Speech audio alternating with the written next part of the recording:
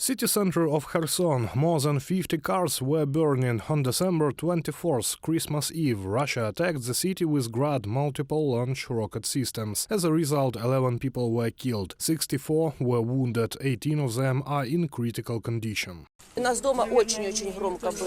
It was very loud in our house. Then I get a call that it turns out Silpo was hit, and then they showed me these videos. It's horrible. How is it possible? It is real terrorism. It's scary. I wish, of course, that we have weapons so that we can somehow fight these. It's not normal. The center of the city, so many killed and wounded. This is almost the most crowded area of the city, and it is also one of the few working stores after the deoccupation.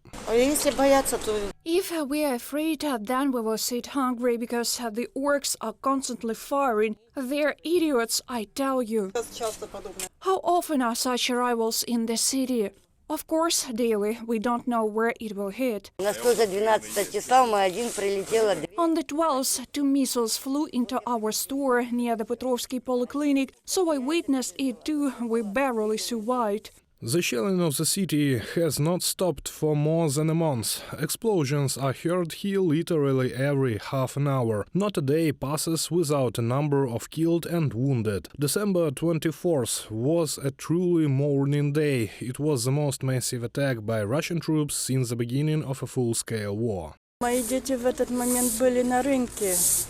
children were at the market at that moment. They came under fire and they came to help get out the wounded. They managed to hide in a split second, and then they were taking out the wounded, helping and taking the killed out. 5 people were killed that day at the central market. Valeria miraculously survived. She sells animal feed. At the time of the shooting, she was shopping. She says she won't leave the city.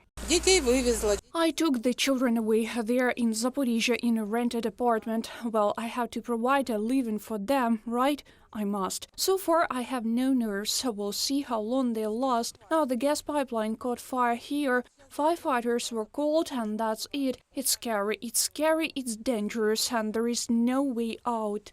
No one can predict where a Russian shell will hit next. The occupiers are attacking from the left bank of the Dnipro River with all available types of weapons. The front line runs right along the river, and the short distance allows the Russians to strike with mortars and tanks. Snipers fire on the coast.